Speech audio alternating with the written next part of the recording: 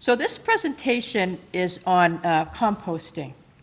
And I can't think of one reason in the world why people shouldn't compost. It is, you know, it fights the greenhouse gas problem that we have.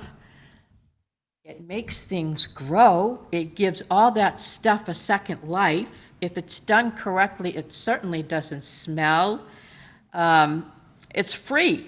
Why not? Your grass clippings, your fallen leaves, your old coffee grounds, those are great, your eggshells, all that kind of stuff. So anyway, in this presentation, we'll go over these common questions. Do I need a bin? How do I compost? Does it smell bad? What exactly is compost? So before we do that, just to tell you that, just to let you know, if you don't send me your email, I'm fine with it, but Blackstone Valley Veggie Gardens is my website, and that's the bottom one is my email. There's also an email link on there where you can shoot me an email. It says contact us, and you can send me any questions you have about gardening. If I don't know the answer, I can find it. I have a Facebook group with, I think now it's 67,000 people from across the world, so I can answer those questions. So as I say, what is compost? How do you make it? How do you store it? Does it go bad? How does it feed the garden?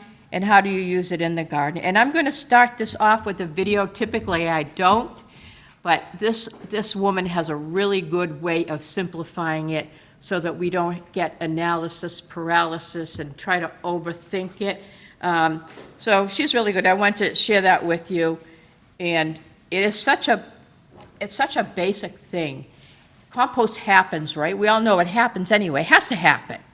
If nothing composted, then we would have a gazillion years worth of leaves, you know, sky high. Nothing would ever grow. So, you know, it happens anyway. We just have to guide it a little so we can use that beautiful black gold. So, in any case, here is the video.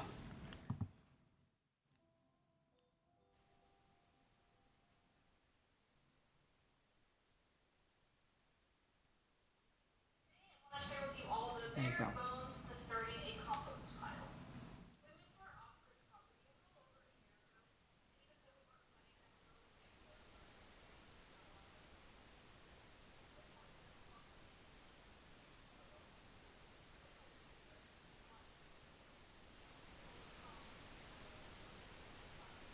Why not get started now instead of later? Honestly, it's really easy to get overwhelmed. There is a scientific process behind composting, and it's really easy to get lost. I want to create this video to show you just how easy it can be. We're going to find a happy medium and put our compost somewhere where it wasn't going to be in the way, so it isn't in our main living and walking area. But we also didn't want it too far from the house because we knew that if we're putting our kitchen scraps in the compost pile, the further away, the less likely it is we would compost. So we tried to find that happy medium.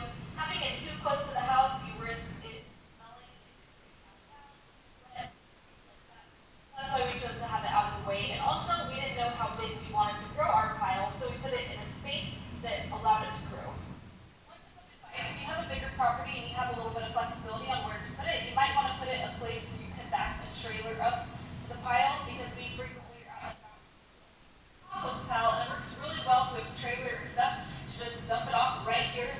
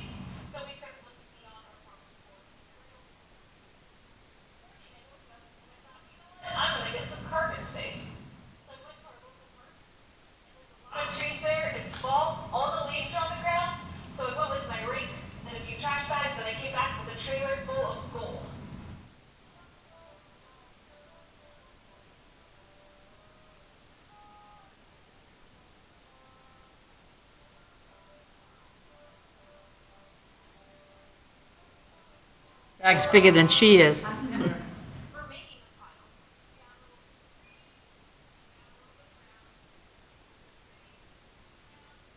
Around, and that's it. Let me tell you another secret.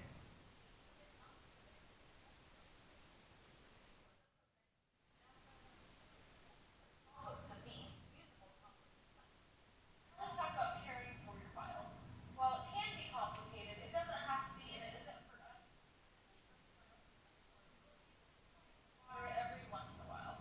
Ideally, you want to keep the pile moist. For us, because we're off grid, water is in abundance, so we try to do what we can. We do try to churn the pile and mix things up when we remember. Again, that's probably every 2 to 4 weeks. I don't know that this is absolutely critical, but it can help speed things up. When will the compost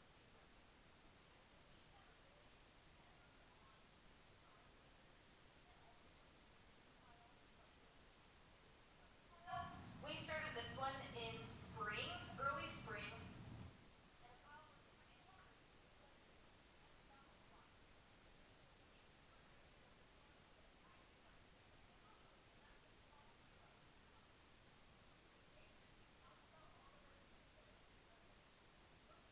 Advocates of simply getting started. So we do try to do our research and understand what we're getting ourselves into. We don't want to suffer from analysis paralysis. So while there's probably a lot we could be doing differently in the end,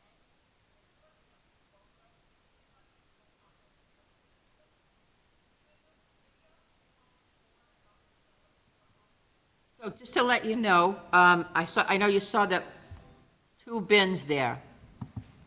One was this high with grass and leaves, and the other one was really, really small with black gold in it, beautiful compost. 6 months ago, that black gold was actually the grass clippings. It decreases in volume that much, 70 to 85%. Really, really.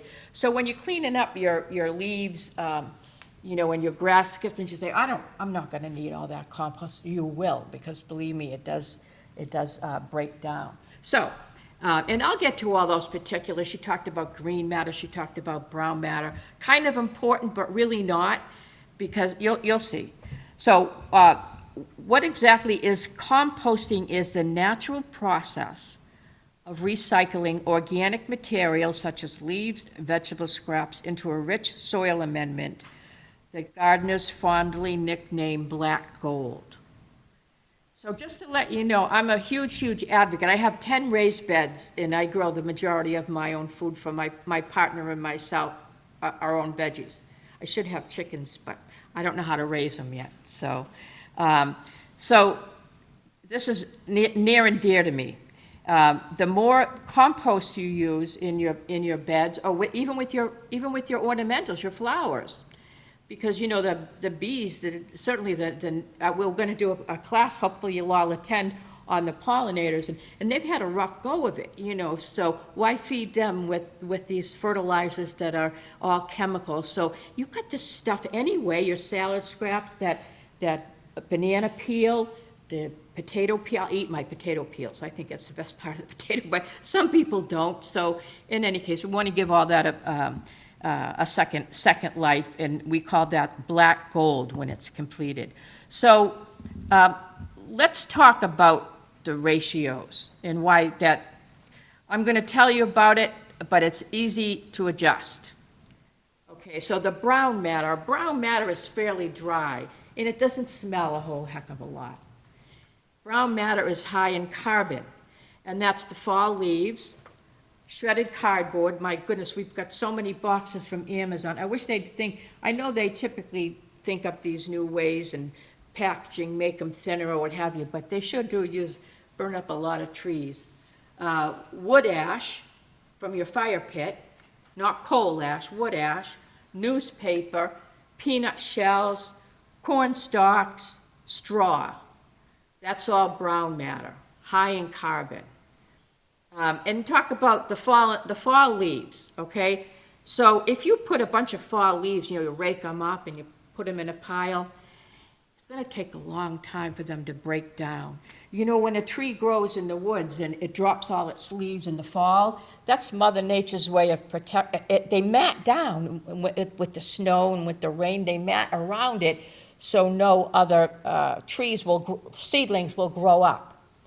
So you don't want those leaves to mat in your compost. You want them to decompose. So it's best to run over them with a lawnmower. I have a rider mower that has a composter on it. The leaves end up in the big baskets in the back. Sometimes you get those leaf blowers that actually, you flip the switch and it's actually a leaf sucker, and it composts in a bag in the back. And also now, since a lot more people, since COVID started and everybody was home, gardening's been huge. They do have these compost leaf, just for leaf and little tiny scraps, these machines that you can buy, and there's a frame, and you put a paper bag underneath or a barrel. You put your leaves in, and it grinds them and makes a mulch. And that mulch you can turn into compost, in the long run. So that's the brown matter. Brown matter has it'll turn the green matter into compost. It dries it up and it makes it smell less. One thing you don't want is a big stinky pile, and you don't need to have a pile, and I'll explain other ways of doing it if you live. I don't know what Westwood is like. I think maybe, is it like Dedham, or is it more rural? Well, typically you might want to get a bin or a tumbler or something like that, but the brown matter makes it smell less, and because the other stuff sure does stink. So let's look at green matter. That's high in nitrogen. And nitrogen, not only is it a component of compost, but it's actually one of the 3 macronutrients that we use for growing, the most important macronutrient that plants need to grow. Nitrogen makes everything grow up, green, and tall. So what is high in nitrogen? Horse, cow, chicken manure, well-rotted. I say well-rotted. You don't want to put any manure on your plant that isn't well-rotted, because first of all, it stinks to high heavens. You wouldn't want to go anywhere near it. But it's so concentrated in nitrogen that it can literally kill your plant. It will burn your plant. The plant will ingest through the roots all that nitrogen. Too much nitrogen, it will burn from the inside out. So you need to let it compost a while in the compost before you use it. Coffee grounds, they're wonderful. I use them. The lady retired from my local coffee shop. I'm brokenhearted about it because her daughter, who took the place over, isn't as forthcoming. But every few days I would get a big 5-gallon of coffee grounds, and I would throw it in the big compost bin that we have for our charity garden. My garden club has them for the charity garden. We do, I think, 10 feet long raised beds. But coffee grounds are great. Grass clippings, hay. Hay is not straw. Straw is lightweight, and it's the stuff that you stick in the arms of the scarecrow. Whereas hay's for horses, better for cows. That's the greenish stuff that you feed to your horses. If people don't really typically know that, they're very different. The hay is green. It's alive. It has a lot of nutrients in it, and it does have a grassy, stinky smell. Whereas straw is very sterile. So veggie scraps, we all have veggie scraps. Hedge clippings and eggshells. I put eggshells over here in the green matter. Eggshells are really, I don't think they're green or brown, but they're a wonderful source of calcium. Calcium is not a macronutrient, it's a micronutrient. It hurts nothing, but it really does a lot of benefit to your tomatoes, your peppers, and a number of other plants. Okay. All right. So how to adjust it? It's not hard. If your compost is just brown stuff, a bunch of leaves all chopped up and some sawdust, it isn't going to do much. It's going to sit there, and it's not going to go through the decomposition process. It needs a catalyst. That catalyst is the green stuff. So if your pile is too dry, you add some wet stuff to it. If your pile is wet, you can tell because it's stinky, believe me, you open up the, the tumbler or what have you, and you can smell it. It's sticky, it'll decompose, but it'll turn to mud, and your roots won't be able to breathe, if you go to take it out to put your plants in it. So you would have to add more brown stuff. So let's read this. If your pile is too dry, it won't break down, add some green matter. If its pile is too wet, it will stink, and it will attract, if it's in a pile, it will attract pests and critters. We have a vacant house that's been abandoned like a couple of years ago, and they had rats there. Rats and mice are incredibly resourceful. I have to have respect for them. They're very resourceful critters, and they can go into if you have a fence and you have a little, the tines aren't close enough together, they can go into something the size of a quarter. They're incredible animals. So you really don't want your compost to stink. So there's really two different types of compost. There's the hot compost and the cold compost. I don't know if you've ever heard about lasagna gardening. Have you ever heard of lasagna gardening? People take it and they put a layer of leaves on it. Then they put a layer of dirt on it, and then they put a layer of compost in there, and they just leave it. And that will turn to compost. Eventually, it'll take a good 2 years to turn to compost. I particularly like the hot compost, because the hot compost, you mix it all together, you keep it stirring it, and you'll get that black gold within 6 months. So, if the browns and the greens are adjusted, you'll get compost. It's not, maybe I will if I'm lucky. I have people say, well, compost doesn't work for me. You're out of balance. Compost always works. It's nature, God invented it. We didn't invent it, so it will always work. So the smaller the compost, the pieces are, you can throw a banana peel in there. You know how fibrous a banana peel is. That's why you don't eat it, right? It's too fibrous. So if you cut it up and throw it in there, I know that I love watermelon, and every once in a while I have good luck growing it, usually not. But every time I get a big watermelon, there's only 2-3 of us in the house, I'll get halfway through it and then it will start to go bad. So I'll throw it in the compost. Within a week it's gone because it's all water. So it all depends on what you put in there, how long it takes. But I do know this, the smaller you cut it up, the quicker it will go. Now, I have a friend that cuts everything up in little fastidious pieces, and I have no patience to do all that. So, but it is better. And you know what I do also with my eggshells? As I say, they're a wonderful form of calcium, which a lot of plants need, and they hurt nothing. I dry them. I wash them. I dry them. Sometimes I put them in the microwave to sterilize them. Take them out, put them in my food processor, and make a powder out of them. And sometimes I put them in the compost. They're fine there. Sometimes I use it as a soil amendment around my plants. They say that slugs, and critters like that won't want to crawl on it because it's like shards of glass. So, also, if the pile's too dry and you don't have any wet stuff around to moisten it up, put the hose on it.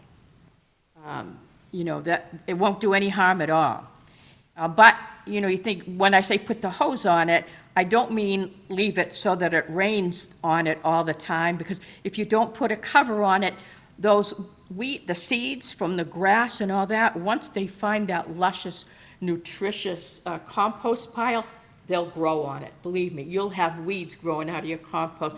So what I suggest you do, if you're not growing in a container, is you take an old tarp, throw it over the pile, do something real high-tech, like put a rock on each corner so that it stays down until you need to use it next. So, and the more you turn your pile, the quicker it turns to black gold. Use a pitchfork, a shovel, or better yet, if you have a tumbler. I'll show you those. And then, funny enough, compost actually does heat up. And the bigger the pile, I mean, those industrial composters go to 180 degrees. You know, you could never have a pile that big, nor would you want one. But if you put your hand over your compost bin, you'll be able to feel the heat. And when mine is really cooking, when it's really in balance, I remember when I was a kid looking at the toaster and see how the heat would be going up over the toaster. You'd see the air look kind of wavy, and that's what it looks like. So, but you should definitely see it. It'll definitely be warmer than the ambient air. I remember one time I went with a couple of friends. We were doing some charity work, and we were putting some wood chips down in the charity garden, and we had a big, huge pile. And we were taking the pile, you know, in one town and putting it in bags and moving to the other. And by mistake, I lost my footing, and I kind of fell into the pile of wood chips. It had been sitting there a while. You know, wood chips eventually turn to mulch and then eventually turn to compost. Anyway, it was hot on the inside, and it was really hot. So I didn't burn myself, but almost. So these are things that you do not want to compost. Pet poop. And when I say pet poop, I mean dog and a cat. So I have a dog. I have a little beagle, mini beagle. And then my daughter has a 152-pound English Mastiff. So with the size of that big dog, I really wish I could do something with all that manure out in the backyard. Believe me, I would. But it harbors some kind of bacteria. I think probably those big industrial composters that they use for schools and, you know, hospitals and universities, they might be hot enough to break that down and to kill the bacteria, but we certainly can't. So we stay away from dog and cat poop. I remember one time when I first started doing this work, I have this friend in Auburn, and she's not really a big gardener. She wasn't at the time. I turned her onto it, and she's going crazy with it now. But I was doing soil testing, and I said, your soil is so good. What are you doing? It has the right amount of nutrients. It has the right feel. You know, it's got a lot of nitrogen in it, a lot of phosphorus in it. What are you doing right? And she says, I have bunnies. That's where the bunnies used to play, and she used to take you don't even have to compost bunny poop. You can just put it right over. And llama, I hear, is the same way. You can put it right over the, right in the yard. But not the dogs and the cats. So also, you don't want.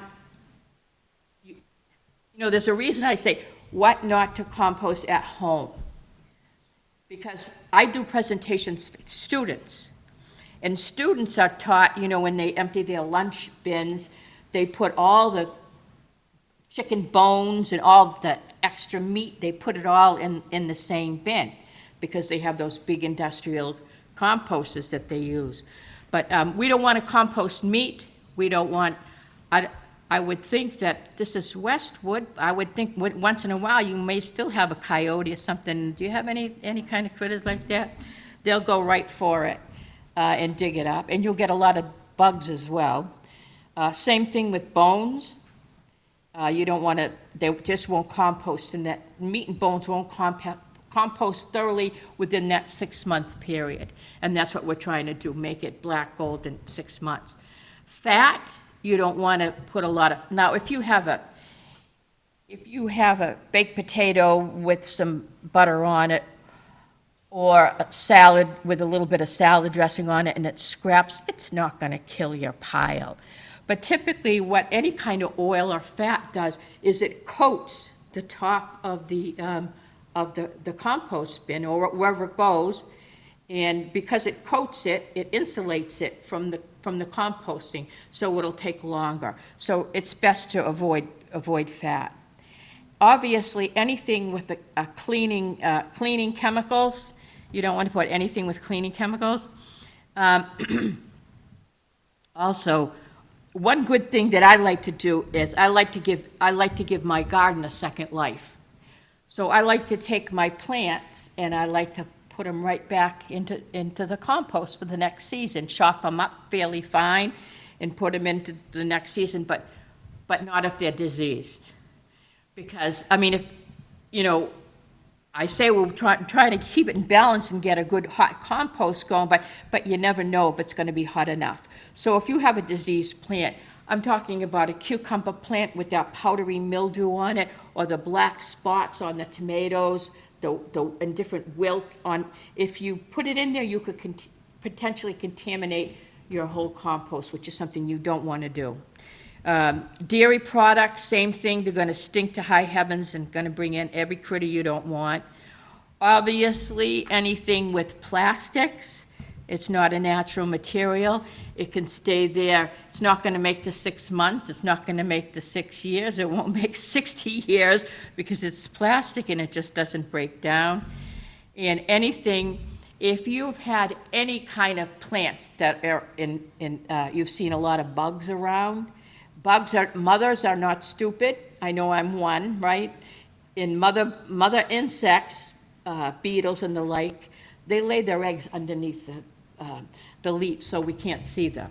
So they have a better opportunity. So if you've seen a lot of bugs, aphids and beetles on that plant, don't break it down to compost it. Burn it all the way to ash in the fire pit, or take it and put it in a bag and put it out in your trash, but don't put it in your compost. However, if you have plants that have been great, a tomato, of course, tomatoes an annual, has a 1-year life cycle. After you've gotten all your tomatoes from it, why not take that plant, break it up, take the leaves off, or run over it with a lawnmower if you can, and put that in the compost. So the compost will love it. Okay, so let's look at these. These are tumblers, and you notice they look different, but they do have something in common. Up here, you see these slats here, and on the blue one, you see the little dots. Those are so air gets in, and water a little bit of rain will get in as well. You need air. The hot compost is aerobic. They call it aerobic compost, and it needs some air, just like if you put the lid on a candle, it snuffs out. Same thing with compost. If it's completely closed up, you're not going to get it to heat up.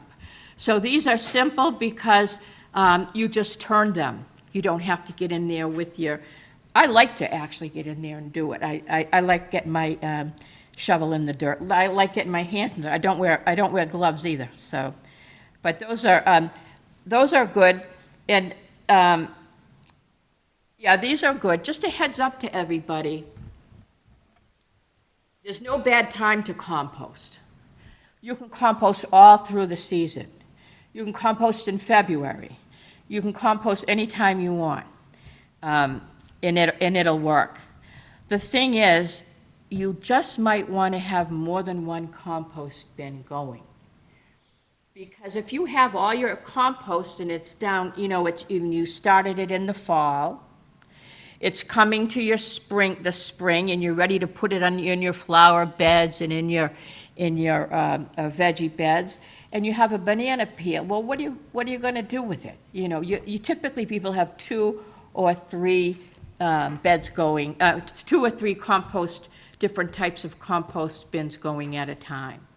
I mean, it all depends on how much you need as well, but that's more common than just using one, unless you just need a little bit of compost. But that's the secret to it is you have to, at some point, you're going to have to say, okay, no more, because it won't compost in time for my planting. So here's different types of compost. Now, I live in Blackstone, a little bit different than Westwood. I have a half an acre, and it's all basically fairly rural out there. So I have a bin, and I actually made it out of old pallets that I have.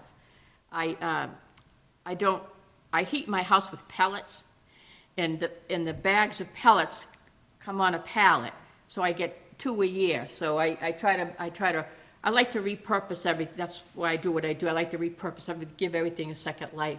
So I have one of those, and what I use this big one for is I use it for mixing. I take all my grass clippings and put them on one side, and then I take all my fall leaves and put it on the other side, and then I take them out in an appropriate amount and put them in my bins. I have a stationary bin, and then I have a tumbler. So this is what some people do.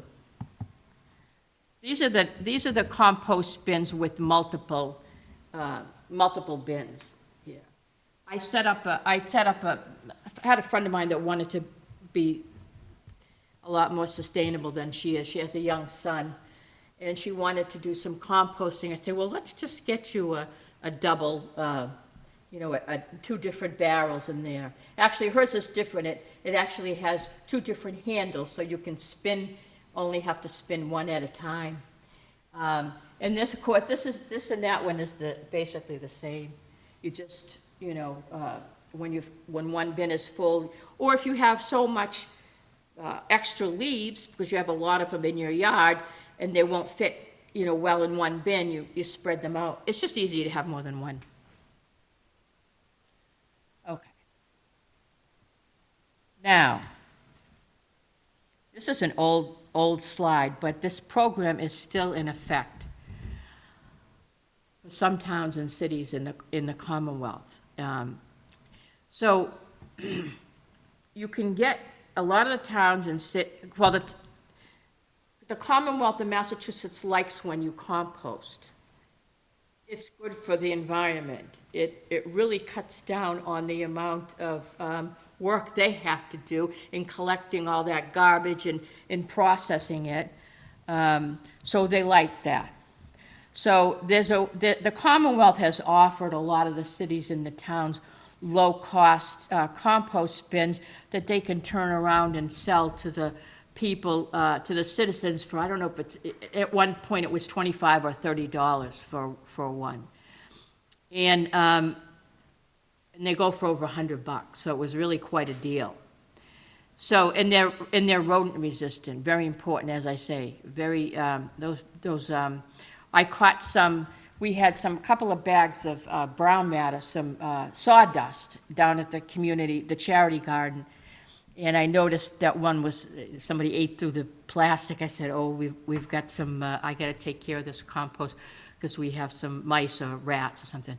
But this is the earth machine.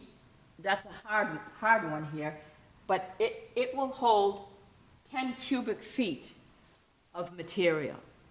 So that's a good lot of material, 10 cubic feet. Just to give you an idea, right? 10 cubic feet at a time. Now, a cubic foot of compost that you buy, I'm talking about Nature's Care has one. I think that's a Miracle Grow company. And Black Cow with a K, K-O-W.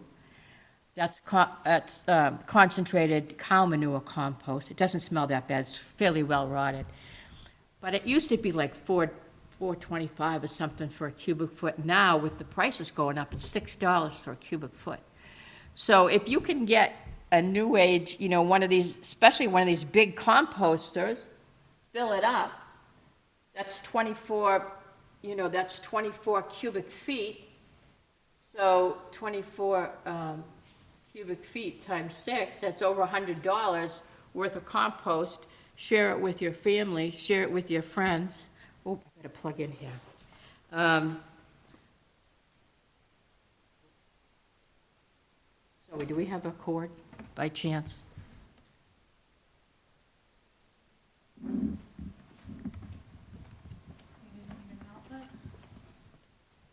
Yeah, just looking for, wait a minute. Yeah, I'm just looking for I think it's on this side. oh, I have it here. I'm just looking for There's the, an outlet right. right here, right there.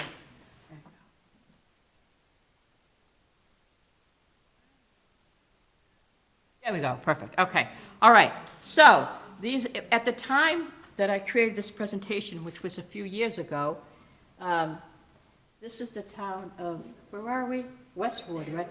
Westwood was one of these towns that actually had that program going. I don't know if they still do. But of the towns that have that program going, there were two types. There were towns that kept it only for their townspeople, and there were towns that gave them out to anyone who had the $25 or $30. So I mean, I never know, I'm not saying, I'm very frugal. I teach frugal sustainability, so, I never assume anybody has, the money to spend on this kind of stuff. So if you can get it, for cheap, by all means, do it, because you're doing the earth a favor. So let's talk about aerating your compost pile. Okay, you have to give adequate ventilation, and nature will take care of it. So you can make sure that all the bacteria in the compost get sufficient air by turning the pile often and well. Use a pitchfork, spade, or compost aerator to mix the pile. And as I said, if you have a compost tumbler, you have it easy. And just to let you know, it mentions in here the bacteria. I have this one guy, he's going to be doing some classes for me, and they're all online. It's about mushrooms, growing mushrooms. I don't know if anyone knows anything about mushrooms and mycelium, but it's absolutely fascinating to learn how this mycelium is what makes everything decompose, and it keeps the earth going. Anyway, it's going to be a fascinating course. So anyway, aerate your pile. So let's talk about how to use it.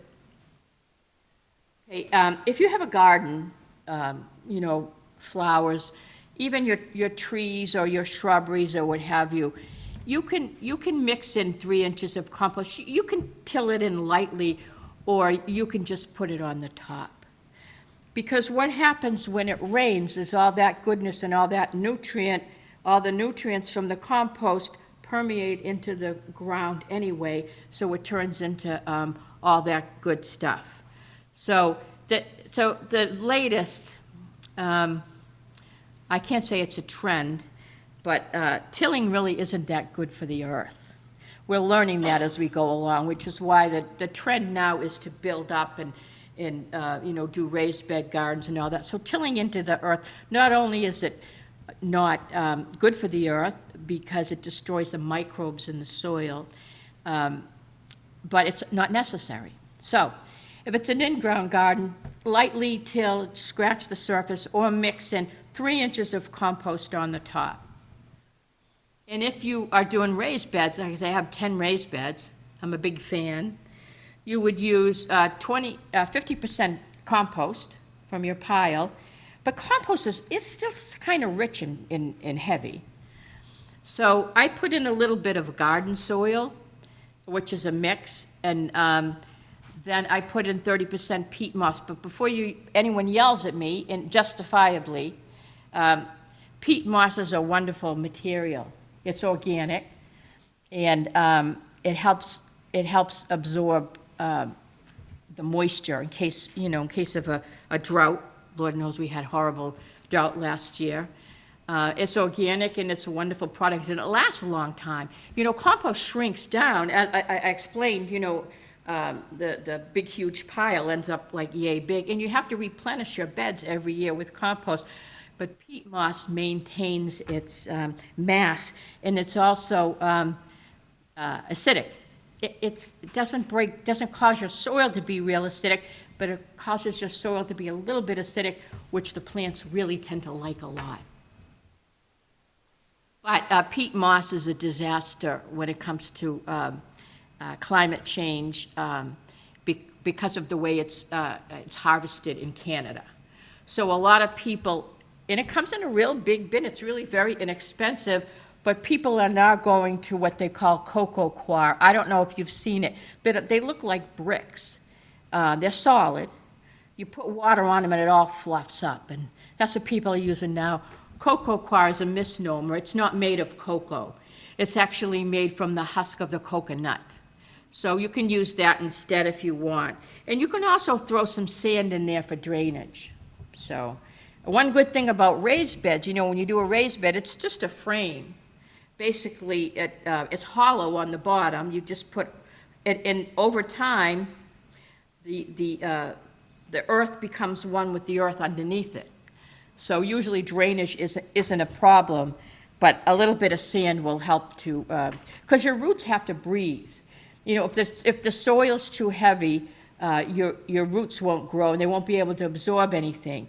And obviously, if you don't get the moisture in there, they're going to die as well, so. So raised beds, 50% compost, 20% garden soil, and 30% peat moss, or the more sustainable cocoa coir. And a little bit of sand if you want, if you have it around. And in pots, if you're growing, a lot of people now are growing in containers. Just big containers. The difference between a container and a raised bed, basically containers have a bottom to them, and raised beds are just hollow on the bottom, because there's some that are quite large. But because, generally speaking, pots are fairly small, so the roots don't, if I'm growing a plant outside, those roots can just grow under the ground to their heart's content. But when I'm growing in a pot, they only have a limited amount of real estate. So we have to enable those roots to really spread out, really fan out. And the way we do that is we give them really soft soil. So the way we do that is and we still have to feed them. So we do give them 30% of compost for the nutritional value, and then the rest we'll use a potting mix. And their potting mix, you can make it with the cocoa coir and a little bit of sand if you want, or you can buy a potting mix. They have them anywhere. Don't be afraid of going to job lot and getting stuff on the cheap like I do if you need it. If you buy potting mix, and one thing you'll notice, if you buy organic potting mix, you'll notice little white specks in the soil. And they're actually a mineral. They're typically perlite. And perlite is a little white mineral. And, sometimes roots they're not very intelligent. So when they're in a pot in a confined area, they close up and clump themselves up and they strangle each other. Not very smart.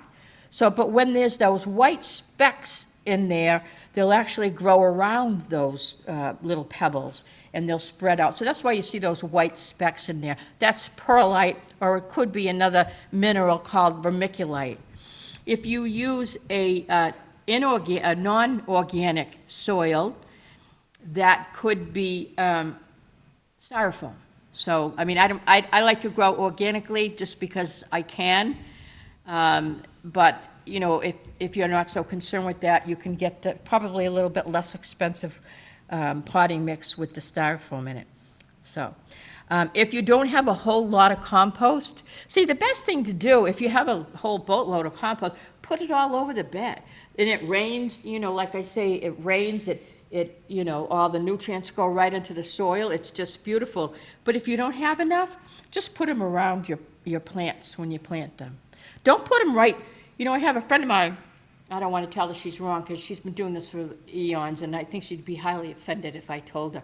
But she digs a hole, she puts the compost in the hole, and then she puts a tomato plant in there. Well, that will really encourage the tomato plant to stay within that compost area. The best thing to do is put it a little outside the perimeter so the roots will search for the compost when it rains and all. So, and also always remember, if you're going to use manure and you put a little bit around your plant, make sure that it's well rotted. It doesn't smell like manure. I still remember one time, and I have to buy it. I have a wonderful place. It's a dairy farm. And, the guy called me. I called this guy. I said, listen, do you deliver the cow manure compost? And he said, yeah, I do. Do you want the old stuff or you want the new stuff? Now, if I wasn't so, experienced gardener, I'd say, give me the new stuff. New is always better, right? Oh, no. My grandfather used to do that. He used to have the brand new, fresh ton of cow manure. So, and in any case, it's always best to get it when it's at least 6 months old and it's been somewhat composted. So, or else it'll burn your plants. Okay. So, just a couple of fun facts, and then we'll go on to a little quiz, and then I'll take some questions from the audience. Okay, although compost is decaying organic matter, it does not smell as long as it's in balance. This is due to the fact that they're well aerated due to the brown matter that absorbs any odor. Your good steaming home compost pile can be 130 degrees. It doesn't matter if it's not that hot. You'll still have, as long as it's warm, you'll have the compost within a 6-month period. And you can tell a good pile because you can hold your hand above it and feel the heat. Okay. Now, here's the fun part. Here's a quiz by a show of hands. Okay. Animal bones are easily composted material, yes? No. No. Okay. A well-composted bin is full of black material known as black gold. Yes. Yes. Okay. A compost bin really should be turned in order to mix the ingredients. Yes, very good. Okay. Great group. Okay. Okay, now it's time for questions. Yes.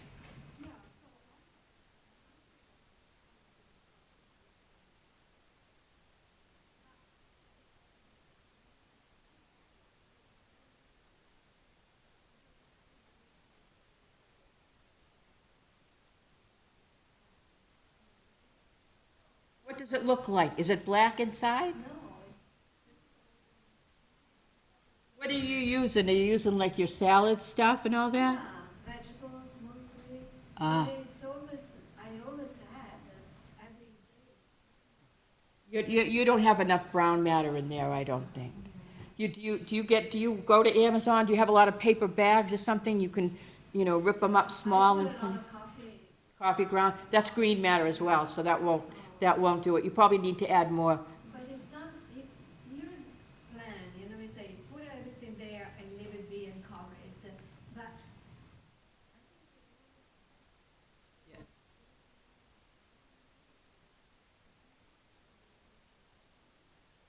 You might be able to have two, but does yours ever get real full? no. That's what it is, yeah. Ask maybe one of these nice neighbors of yours has some fall leaves that's all brown matter that you can put in there. It's hard to stir it. You don't have, you have the compost bin, you don't have the tumbler, right? Tall one. Yeah.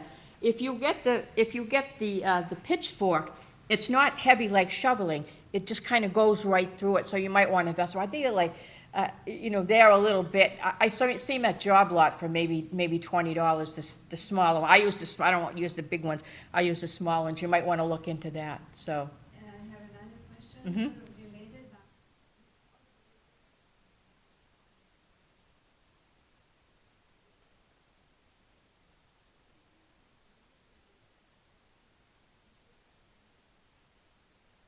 You do, yeah. If they're prone, once they come, they come. So, but typically, if nothing smells, you have less of a chance that they'll come. So, but they may come. They may come. So, I wouldn't have an open one. I would, I have the one that I have the pallets. I actually have some chicken wire fence around it, and the holes in the fence, are like about yay big. I would assume a mouse could still get through. They get very, very small. They're absolute. Once they get in, they're tough to get rid of.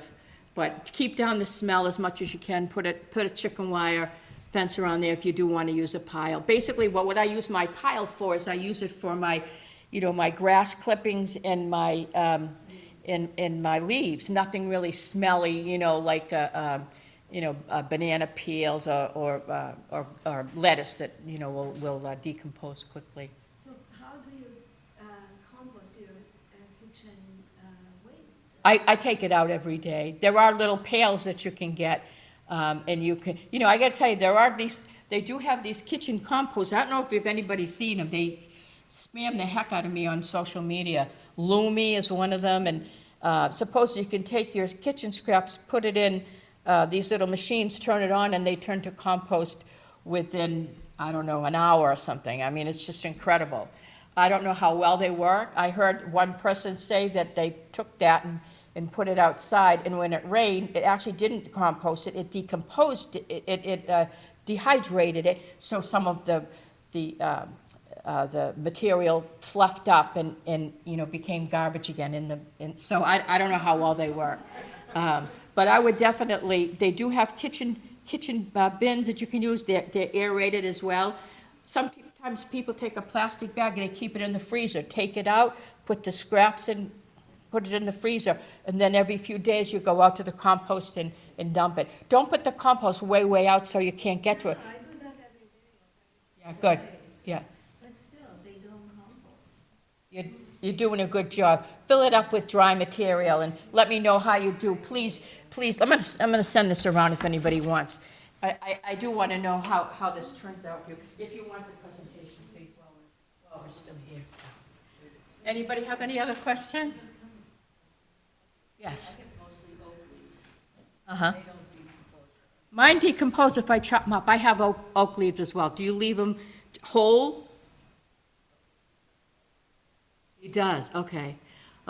So they won't, you need do you drink coffee? Yeah. I would put all the coffee in there to. In K-cups. Oh, yeah. But my daughter opens her K-cups. Oh, yeah.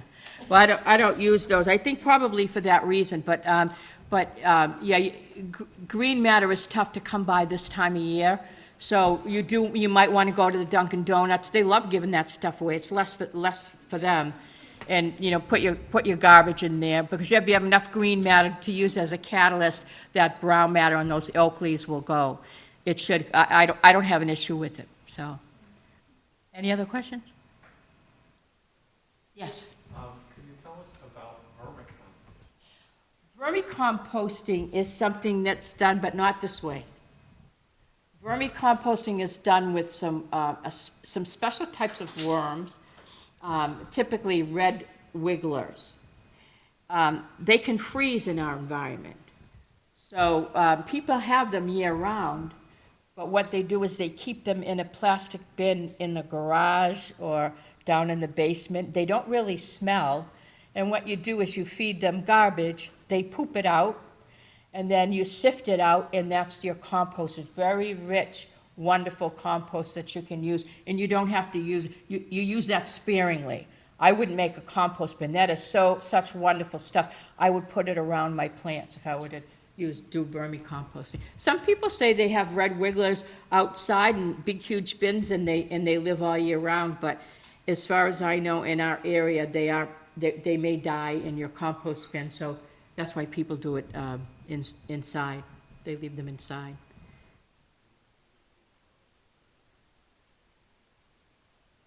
They just eat this special things, and you know what? To be honest with you, I've never done it.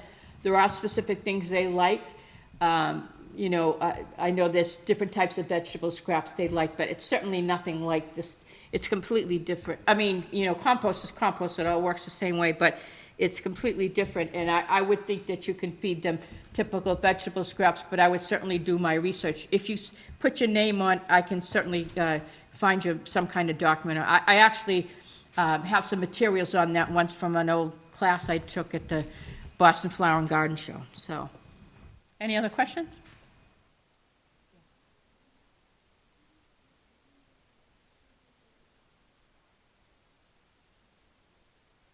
Yeah. So what that does is, as I said, there's a real scientific principle behind this. That I'm not a scientist here, I'm a gardener. But you have a lot of bacteria. That's what's actually making things break down. And that's what those starters are. They're made of bacteria, so they actually do help break down. I would make sure it's an organic starter, because I do everything organically. I don't know if it's necessary. If I were you, I would just find some brown matter, a bunch of leaves, or even a bale of, a bunch of straw somewhere. Get it at the Tractor Supply or Agway or something. Put some brown material in. I think you'll have wonderful luck.